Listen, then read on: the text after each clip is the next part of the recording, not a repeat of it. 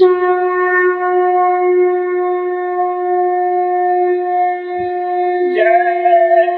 गुरुदेव, जय गुरुदेव। यदि कुदरती कहर से बचना है, शाकाहारी रहना है। बाबा जी का कहना साफ, कुदरत नहीं करेगी माफ।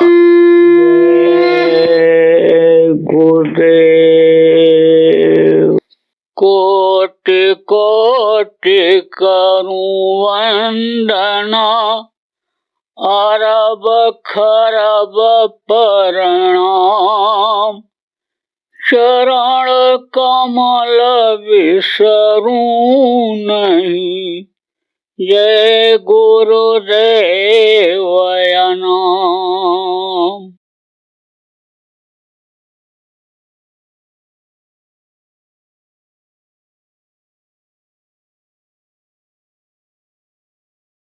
अब बंधन से मुक्ति कैसे होगी, ये बंधन कटेंगे कैसे? जब कोई काटने का युक्ति तरीका बताने वाला मिलेगा तभी ये बंधन कटेगा। तो तरीका भी मालूम हो जाए, किताबों को पढ़ लो या कोई पढ़ करके किताब सुना दे और बता दे कि तुम बंधन में बंधे हो और निकल सकते हो, और बता भी दे। मान लो ऑनलाइन नामदान दे दे, आप मान लो टेलीफोन से नामदान दे दे और नाम को बता भी दे, लेकिन नाम में जागृति नहीं रहेगी। आप उसको नाम को पुकार नहीं पाओगे, तरीके से पुकार नहीं पाओगे, कैसे उससे मिलेंगे इसकी जानकारी आपको ठीक से नहीं हो पाएगी, कर नहीं पाओगे। और नहीं कर पाओगे तो जो मदद करने वाले समर्थ हैं उनसे मदद नहीं लोगे, उनकी बात को नहीं मानोगे, तो कैसे बंधन कटेंगे? फिर तो आप और जकड़ते जाओगे और जकड़ते जाओगे। तो अन्य समझो, बंधन से मुक्त होने के लिए युक्ति जानने के बाद प्रैक्टिकल की जरूरत होती है, करने की जरूरत होती है। ये जो किताबें हैं, जो ये ग्रंथ हैं, ये क्या हैं? ये मार्गदर्शिका हैं। जैसे विद्यार्थियों को पढ़ाया जाता है, गणित पढ़ाया जाता है, अलजबरा पढ़ाया जाता है तो उसमें सूत्र होता है, विज्ञान पढ़ाया जाता है तो उसमें सूत्र होता है, और फिर उसको जब उस हिसाब से करते हैं, तब जब प्रयोग करते हैं तब अनुभव होता है और तब उसका रिजल्ट आता है। और नहीं तो ये चीज़ें मिला देने के बाद अन्य समझ लो कि ये लिखा रहता है कि इन चीज़ों को, जैसे काढ़ा है, काढ़ा में ये इन चीज़ों को आप मिला दो तो ये फायदेमंद हो जाएगा। लेकिन जब तक मिलाओगे नहीं, जब तक पकाओगे नहीं और जब तक पियोगे नहीं, तब तक आप समझ लो कि कैसे मर जाएगा, कैसे तकलीफ दूर होगी। तो बंधन को काटने का तरीका भी मालूम हो जाए लेकिन काट न पाओ तो भी बंधन में ही बंधे रह जाओगे। तो प्रेमियों, बंधन से मुक्ति कौन दिला सकता है? तो जो समर्थ होता है, समर्थ, सबसे समर्थ कौन है? सबसे समर्थ तो वही सत्पुरुष हैं। और जो सत्पुरुष के भेजे हुए होते हैं, सत्पुरुष का जिनका आना जाना होता है, जो दरबार के दरबारी होते हैं, उनके सच्चे सेवक होते हैं, वो कौन होते हैं? पूरे संत होते हैं। इनको सद्गुरु कहा गया, सिद्ध कामिल जिनको कहा गया, समर्थ गुरु कहा गया। वो कोई सिंह पूंछ वाले नहीं होते, मनुष्य शरीर में ही होते हैं, लेकिन लक्षण उनमें होते हैं जो पुराने लोगों में रहे हैं, पुराने संतों में रहे हैं, जिनकी व्याख्या, जिनकी गाथा लोगों ने गाया है। क्यों लिखा जाता है इतिहास? कि उसी आधार पर लोग पहचान लें। जैसे ये ग्रंथ हैं, जैसे ये रामायण गीता है, इसमें सारे लक्षण लिखे हुए हैं। गोस्वामी जी ने सारे लक्षण लिखे हुए हैं। ये संत के लक्षण हैं, ये दुष्ट के हैं, ये अनसज्जन के हैं, ये धार्मिक लोगों के हैं, ये व्यभिचारिणी औरत के हैं, ये पतिव्रता औरत के हैं, एक पत्नी व्रतधारी के लक्षण हैं। सारे लक्षण धार्मिक ग्रंथों में लिखे रहते हैं उसी आधार पर। आप देख सकते हो कौन कैसा है।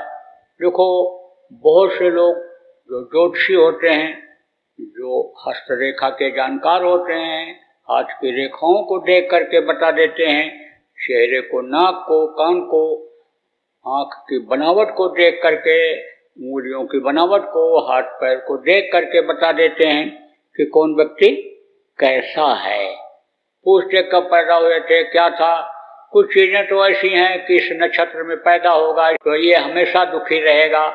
आप ये समझो, कुछ में ऐसा होता ही है कि सजा देने के लिए ही गरीबी में वो जन्म, और संत अगर मिल जाते हैं तब तो उसको टाल देते हैं, नहीं तो उसको झेलना ही झेलना पड़ता है। तो इसी हिसाब से समझ लो कि जानकारी करने वाले लोग होते हैं, ऐसे ही संत होते हैं। संतों को सब जानकारी होती है और संतों के ऊपर दया होती है।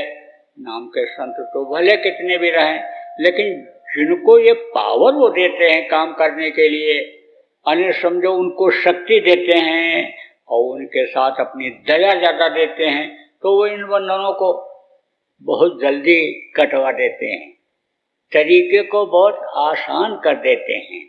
तरीका बहुत होता है। जैसे मान लो आपके दरवाजे के सामने रुई का पहाड़ लग गया। अब कोई जानकार है तो कहेगा इस पहाड़ को हटा दो, रुई को बांधो गट्ठर में, ले जा करके दूसरी जगह डालो तो रास्ता बन जाएगा। अब पहाड़ लगा हुआ है, बहुत समय लगेगा। और अगर कोई और ज़्यादा जानकार मिल गया तो कहेगा कि आप माचिस जलाओ और इस रुई के पहाड़ में, कपास के, कॉटन के पहाड़ में लगा दो, ये जल कर राख हो जाएगा, थोड़ी देर में रास्ता बन जाएगा, अंदर जाओ बाहर आओ, जो चाहो वो करो। ऐसे ही कर्मों के बारे में तो बता दो कि ये बुरा है, ये अच्छा है, इसका फल ऐसा है, इसमें स्वर्ग मिलेगा, इसमें वैकुंठ मिलेगा, इसमें नरक जाना पड़ेगा। पढ़ करके या सुन करके तो बता दो, लेकिन कर्म कटेंगे कैसे? ये जो यानी पाप और पुण्य किया, शरीर के अंगों से किया, इसी हाथ से पुण्य करो, इसी हाथ से पाप करो, इसी पैर से पाप के लिए जाओ, इसी से पुण्य के लिए जाओ, आँख से हाथ, अच्छा बुरा दोनों जो बताया, कुछ भी करो शरीर से, तो कर्म तो बन गए, लेकिन ये कटेंगे कैसे? तो उसके काटने का तरीका किसको मालूम होता है? उस वक्त के जो मौजूदा संत होते हैं उनको मालूम होता है, और वो जो तरीका बताते हैं उससे वो कर्म कट जाते हैं। तो गुरु महाराज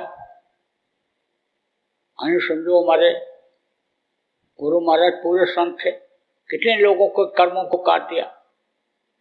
कर्म अगर न काटे होते गुरु महाराज तो आप बहुत से नामदानी गुरु महाराज के, आप न तो सत्संग सुनते न आते और न संत मत को आप समझते। कुछ लोग तो आप में से ऐसे भी हो कि जो बुराइयों में ही लिप्त थे और ऐसी ऐसी जघन्य अपराध में आप लिप्त थे कि जिसके पाप से कभी भी आप सजा से बच नहीं सकते थे। ऐसे सद्भाव और प्रेम और श्रद्धा और धार्मिकता आपके अंदर आ ही नहीं सकती थी। लेकिन जब कर्मों को उन्होंने काट दिया, बादल जब वो कर्मों का हट गया, तो जैसे बादल हट जाता है, सूरज दिखाई पड़ने लगता है, रोशनी मिल जाती है, ऐसे आपके अंदर ज्ञान रूपी प्रकाश हो गया और आप जुड़ गए। तो गुरु महाराज ने बहुतों का सब कुछ किया, जो जिसके लायक था और जिसके अंदर जैसी भाव भक्ति थी, श्रद्धा प्रेम था, लगन और मेहनत थी, उसी हिसाब से उन्होंने किया और उन्होंने फल दिया। लेकिन यह भी इतिहास बता रहा है कि संत जिसको पकड़ते हैं उसको छोड़ते नहीं हैं, कितना भी समय लग जाए। तो संत क्या करते हैं, जाने के बाद भी जीवों को सौंपते जाते हैं। तो कहा गया कि चौथे महीने धाम, जो नियम बनाया गया कि 4 जन्म चाहे लगे, लेकिन संत पार ही करते हैं। तो एक के बाद दूसरा, दूसरे के बाद तीसरा, 4 को ऐसे देते चले जाते हैं। अब अगर चेत गया, जान गया, भजन कर लिया, कर्मों को काट लिया, जीवात्मा का उद्धार हो गया तो हो गया, और नहीं तो दूसरा जन्म लेना पड़ता है। फिर उस वक्त का जो संत होता है जिसको अधिकार देकर जाते हैं, पावर देकर जाते हैं, उसके सुपुर्द करते हैं, वो रगड़ाई करता है, वो कराता है, वो नामदान देता है, छोड़ते नहीं हैं। तो गुरु महाराज की ही दया है जो आप गुरु महाराज के नामदानी हो, कि आप जब गुरु महाराज मौजूद थे तो आप जो लाभ ले पाए, और नहीं तो अब आपको गुरु महाराज की याद करानी है, गुरु महाराज के दया का अनुभव के बारे में आपको बताना है कि अगर आप उनको हृदय में बिल्कुल बसा लोगे, मजबूती ले आओगे, दृढ़ता ले आओगे, गुरु पर विश्वास कर लोगे कि गुरु हमारे सक्षम और ये हमारे कर्मों को काट देंगे, बंधन से मुक्त करा देंगे, ये हमारे बंदी छोर हैं, तो बंधन छुड़वा देंगे हमारे और हम निकल जाएंगे, बंधन से मुक्त हो जाएंगे, अपने घर वापस चले जाएंगे। तो बच्चे बच्चियों, सत्संगी भाई बहनों, आपके भी बंधन कट जाएंगे, आप बंधन मुक्त हो जाओगे और एकदम जैसे सतलोक में थे, बंधन मुक्त थे, स्वतंत्र थे, कोई दुख नहीं, कोई रोना धोना नहीं, कोई जन्मना मरना नहीं, ऐसे ही वहाँ पहुँच जाओगे। और जो इस दुनिया संसार में जीवन में कभी भी खुशी नहीं मिली, आप स्वर्ग और वैकुंठ में थे, जो खुशी आपको नहीं मिली वो खुशी वहाँ मिल जाएगी जब अपने प्रीतम मिल जाएंगे, अपने मालिक मिल जाएंगे, अपने पिता मिल जाएंगे, अपना जो सबसे हकीकी है, नजदीकी है, जो सबसे प्यारे हैं वो मिल जाएंगे, तब कोई गम रह जाएगा? कभी भी नहीं। इसलिए आप लोग सुमिरन, ध्यान और भजन जो आपको बताया गया उसको बराबर आप लोग करते रहो और गुरु महाराज को हृदय में बसाए रखो, याद करते रहो और इसी जन्म में संकल्प बनाओ, प्रार्थना दिन रात उस मालिक से करते रहो, सदगुरु रूप में वो मालिक जो हैं उनसे करते रहो कि अब दोबारा हमको बंधन में ना बंधना पड़े। तो बोलो जय गुरुदेव।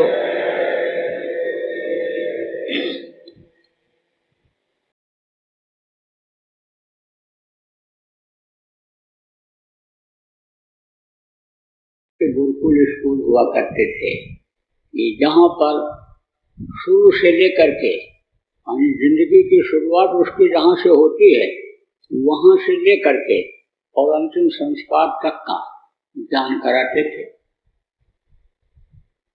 तो गांव के लड़के वहाँ जाते थे पढ़ने के लिए, कस्बों पे शहर पे भी जाते थे, लोग छोड़ आते थे और वो वहाँ परवरिश करते, उनका देख रेख रखते, खाना पीना का इंतजाम रखते थे, पढ़ाते थे। तो गांव का एक बच्चा तो भर्ती हो गया, वहीं पे चला गया, गुरु जी का प्यारा। तो कुछ बच्चे ऐसे होते हैं, कुछ जो साधक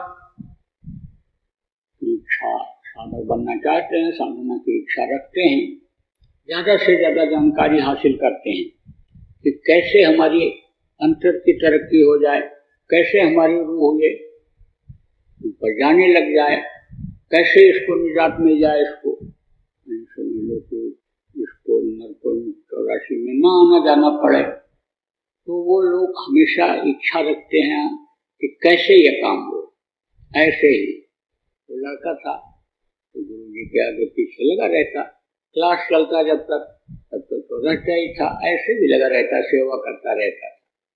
तो गुरु जी तो पढ़ाते थे, कभी कभी ऐसा हो तो पहाड़ी से नीचे आबादी की तरफ ऐसे देखें, अब देख कर कैसे हिला में, कभी कुछ बोल दें, कभी कुछ बोल दें। लड़के ने पूछा गुरु जी ये नीचे क्या है? बोले देखो यहाँ लोग रहते हैं, ये कस्बा है, मकान बना हुआ है। कभी कभी जब समझो कि रात के समय से घूमें, खड़े हो जाए से देखें तो जो चिराग लालटेन वगैरह जहाँ कहीं कहीं जलता था, रोशनी होती थी, लाइटें तो इस तरह की थी नहीं लेकिन वो दिखाई पड़ती थी। तो उसके मन में ये इच्छा हुई कि हम एक दिन देखें कि नीचे क्या है। तो एक दिन उसने कहा गुरु जी नीचे हम देखे हूँ, बोले ठीक है दिखा देंगे, नीचे दिखा देंगे, अभी समय नहीं। उम्र उसकी थोड़ी कम थी, लेकिन जब थोड़ी उम्र बढ़ी, आपके समझो कि जानने की उसकी उस समय पर जरूरत पड़ी कि कुछ दुनिया की भी चीजों की जानकारी कराई जाए। अब एक दिन बोले अच्छा जा, अब तू नीचे घूम जा, चला जाए। सुबह खा पी करके चला, तो धीरे धीरे उतर करके वो गया, थका था, पानी पूनी पिया, बैठ गया उन कुआं पर। यहाँ पानी मिलता, कुएं के पास पानी मिलता था, कुएं होते थे उस समय, आज की तरह से वाटर सप्लाई तो थी नहीं। तो देखता है कि उधर से बाजा बजाते हुए कुछ लोग आ रहे हैं, तरह तरह के बाजे की आवाज आ रही है। देखता रहा, अब वो बाजा बजाने वाले और नजदीक आ गए। फिर देखा कि कोई ऐसे गोल मटोल ऐसे कोई चीज दिखाई पड़ी, चमकदार चीज, और नजदीक जब वो लोग आए तो देखा कहा वो कपड़ा पड़ा हुआ है ऊपर से, और 4 आदमी उसको लेकर चल रहे हैं। ये क्या चीज है? और अच्छा अच्छा कपड़ा पहने हुए हैं लोग, और उसमें हर तरह के लोग दिखाई पड़ रहे हैं। भाई ये क्या चीज है, ये कौन है, कहाँ जा रहे हैं? बैठा रहा। जब आगे से वो लोग निकलने लगे तो उसके पीछे पीछे यानी पालकी में जो दूल्हा बैठा हुआ था, बढ़िया कपड़ा पहने हुए और लगाए हुए, उसमें जो बैठा हुआ था, और उसके पीछे बाराती जो चल रहे थे, उसके बगल में चल रहे थे। जब आगे निकल गए तब एक आदमी से बाराती से पूछा, कहा कि ये क्या है? तो कहे ये बारात है। कहाँ जा रहे हैं? ब्याह करने जा रहे हैं। ये कौन है जो उसमें बैठा है? कहा कि ये दूल्हा है। तो कहा दूल्हा किसको कहते हैं?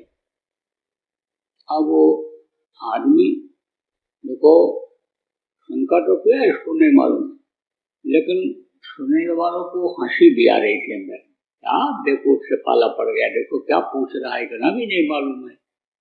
तो कहा कि ये कौन है? ये जा रहा है, ये दूल्हा है। कहाँ जा रहा है? ब्याह करने, शादी करने, विवाह करने। विवाह क्या चीज होता है? अब वो भी चलने लग गया साथ में बारात, भले तो रुके नहीं, साथ चलने लग गया। तो कहा कि स्त्री पुरुष का रिश्ता होता है, जीवन साथी बनाते हैं, जिंदगी में फेरा बार से शादी के बाद साथ रहेंगे। अच्छा, रिश्ता का नाम विवाह है, तो शादी कैसे होगी, विवाह कैसे होगा?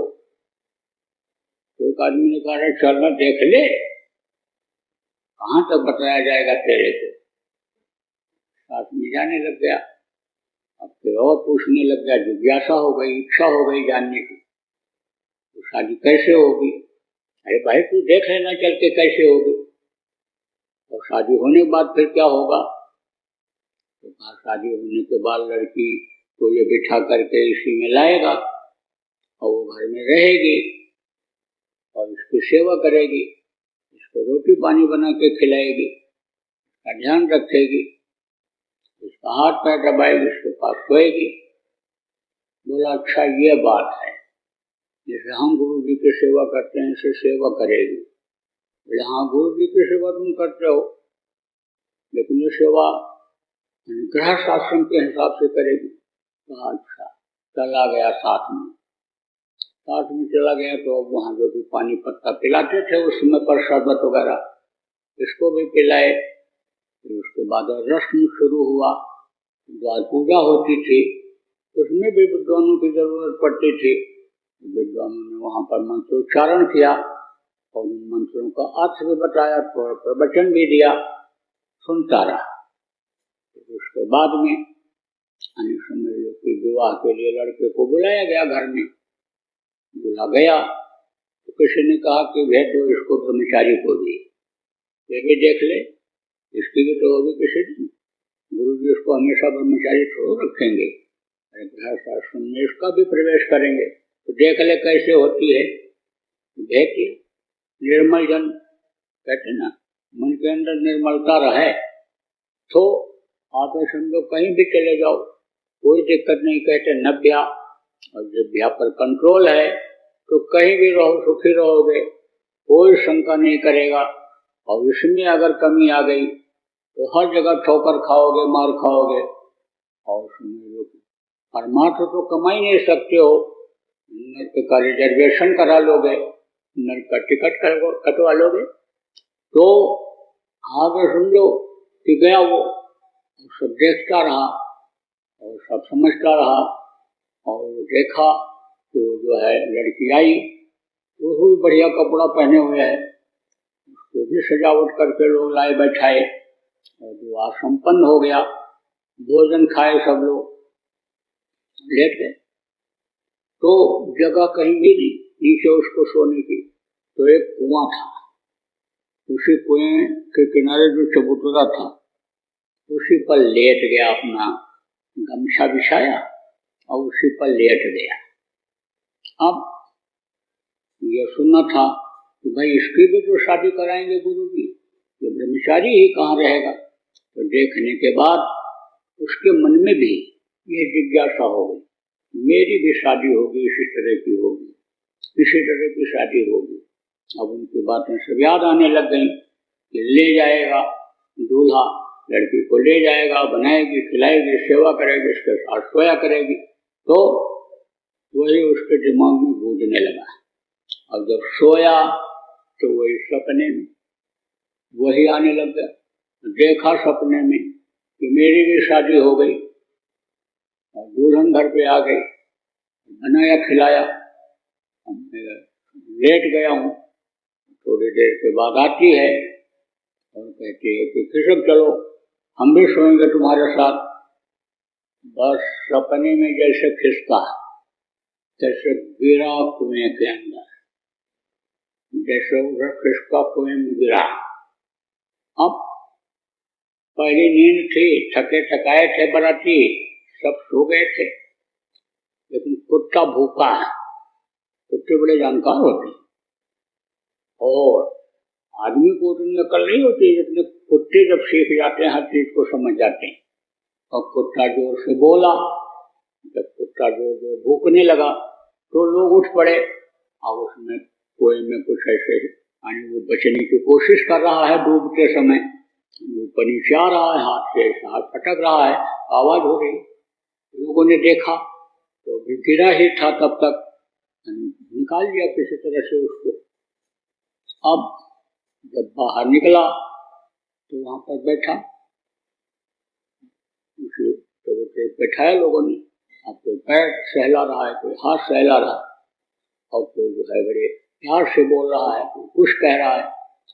तो प्यार तो दिया इन लोगों ने, लेकिन गुरु का प्यार उसको याद आ गया। उसमें मुसीबत में भगवान याद आता है, गुरु याद आते हैं। और हमेशा अगर याद करते रहो तो फिर तकलीफ आती ही नहीं है। कहते दुख में सुमिरन सब करे और सुख में करे न कोई, जो सुख में सुमिरन करे तो दुख काहे को हो। तो उसको याद आने लगे गुरु। कहा अरे भाई ये जो लोग सेवा कर रहे, प्यार दे रहे, तो गुरु के प्यार के आगे कुछ भी नहीं। इतना प्यार दिया उन्होंने, इतना हमारी परवरिश किया, इतना ध्यान रखा, तो इन पर इनकी सेवा पर ध्यान नहीं दे रहा है गुरु पर। लेकिन फिर मानव स्वभाव के कारण यह सोच रहा है कि हमको यहाँ पर डुबोने के लिए भेज दी, मार डालने के लिए भेज दिए गुरु जी। गुरु जी ने ऐसा क्यों किया? तो लड़के को प्यार तो बहुत मिला बाहर के लोगों का, लेकिन बस यही उसको रहा कि गुरु जी अब जल्दी से रात खत्म करो, सवेरा हो, मैं आपके चरणों में आकर के गिरूं। तो जैसे उजाला होने लग गया तो लोग उसको बोले, तो अब कुछ पानी पत्ता पियो, नाश्ता पानी करो, कुछ नहीं। भागा वहां से और पहुंच गया, गुरु का चरण पकड़ करके रोया और कहा कहाँ भेज दिए थे, मालूम पड़ गया दुनिया कैसी है और किस तरह का तकलीफ नीचे है, नीचे हमको भेज करके, और आपने हमको बहुत क्या क्या अनुभव कराया, तकलीफ दिलाया, पैर में छाले पड़ गए, जाने में भूखा प्यासा पहुंचा, इधर उधर पानी पिया और फिर रात में जगा और फिर उतनी गहराई में गिरा, बच गया, नहीं तो डूब जाता। तब गुरु ने कहा तुझको मैं डूबने देता, तुझको डूबने देता ना। गुरु को बाहर शिशकुंभ है और गड़ी गड़ी काढ़े खोट और अंदर हाथ सराह कर बाहर मारे चोट।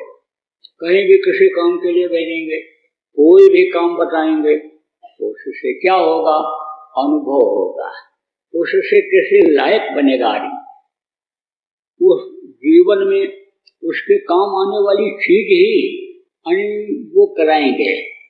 तो ये तो पता नहीं है प्रेमी को कि गुरु किस लिए ऐसा करा रहे हैं, लेकिन अनुभव आदमी के लिए बहुत जरूरी होता है। और यह भी कि किसी के लिए कोई अनुभव, किसी के लिए कोई अनुभव, किसी के लिए कोई अनुभव, तो कुछ अनुभव तो ऐसे होते हैं जो सबके लिए जरूरी होता है। तो गुरु जी ने कहा रे तुझको भेजा तो तेरे समझ में तो आया कुछ, क्योंकि तुझको भी गृहस्थ आश्रम में जाना है, तेरा भी विवाह होना है, तो तुझको अनुभव तो हुआ। फिर बोला कि नकली ब्याह का यह हाल हुआ, इतनी गहराई कुएं में गिर गए, और असली होगा तब क्या हाल होगा गुरु जी ये बताओ। तब उन्होंने बताया कि देख, जो समझे प्रभुता परछाई और प्रभुता पाए ताहे मद नहीं।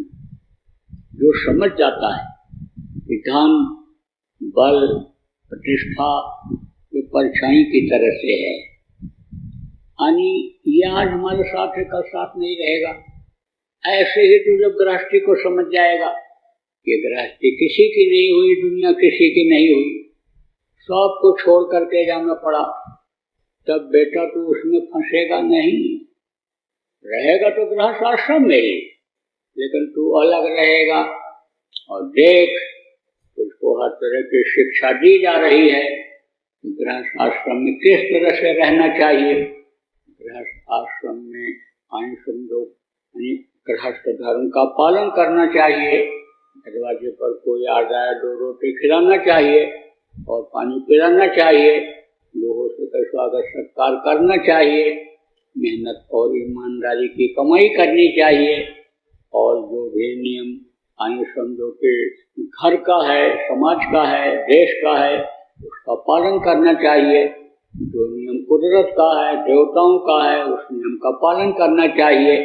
उनके काम में बाधा नहीं डालना चाहिए, उनके बनाए हुए जीवों की हत्या नहीं करना चाहिए। मानो मंदिर को जो पूजा उपासना के लिए उस मालिक ने दिया है, इसको गंदा नहीं करना चाहिए। इसमें समझो कि गंदी चीज को डालना नहीं चाहिए, ऐसे नशे का सेवन नहीं करना चाहिए कि जिससे बुद्धि खराब हो जाए, होश में न रह जाए। तो ये क्या है, यह है गृहस्थ धर्म, इसका पालन करना।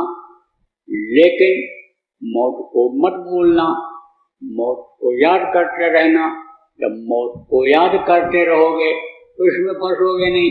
हमेशा ये सोचते रहोगे कि मौत कब आ जाए, और मौत को जब अंश में जो सोचते रहोगे तो जो समय बचेगा, समझो कि मौत आने के बाद के लिए भी उसके लिए समय निकालोगे।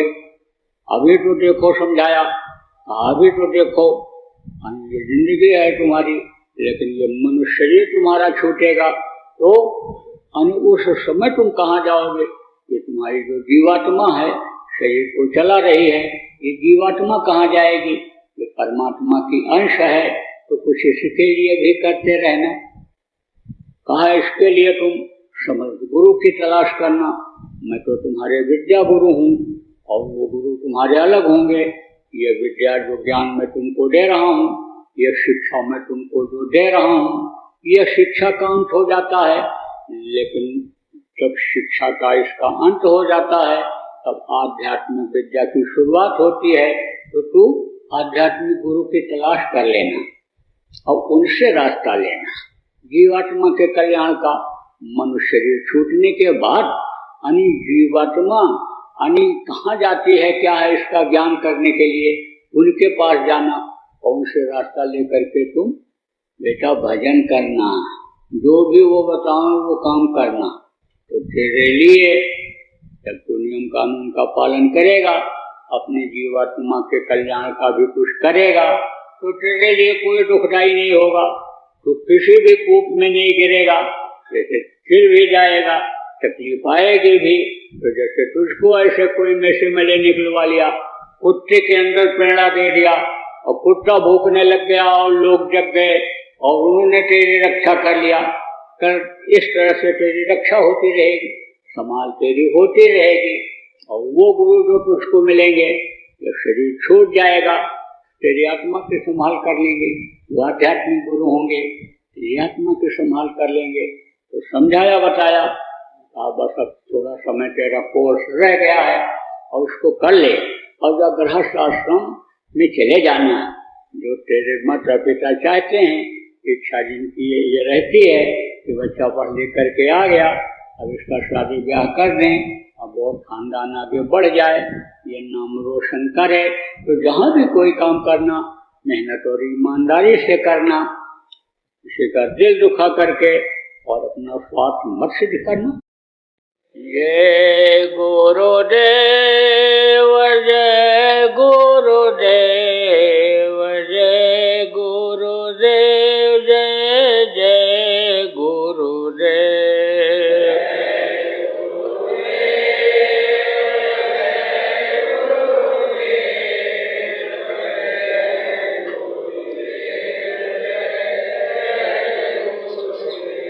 जय गुरुदेव, जय गुरुदेव, जय गुरुदेव, जय जय गुरुदेव।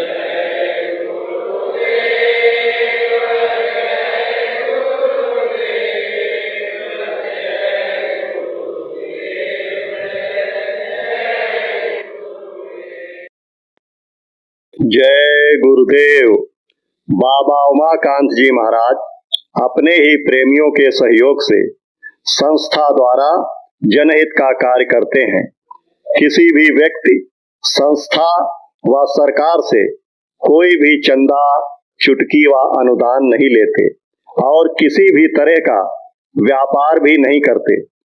इसलिए आप श्रोताओं को बताया जा रहा है कि बाबा जी के नाम पर किसी भी प्रकार का धन मांगने वाले व व्यापार में प्रचार करने वाले लोगों से होशियार रहिएगा। आपसे यही कहना है कि सत्संग सुनो, समझो और अच्छा लगे तो मानो। आने वाली बीमारी तकलीफों से बचने के लिए कुदरत व सरकारी नियम का पालन करो। आपके सुझाव के लिए व्हाट्सएप नंबर 9575600700। जय गुरुदेव, जय गुरुदेव। जय गुरुदेव, जय गुरुदेव, जय गुरुदेव, जय जय गुरुदेव।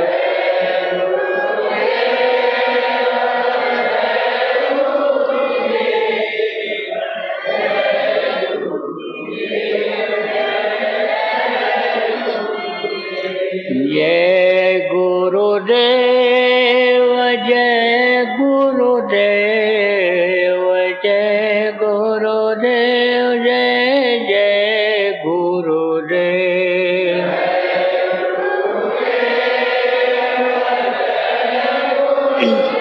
जय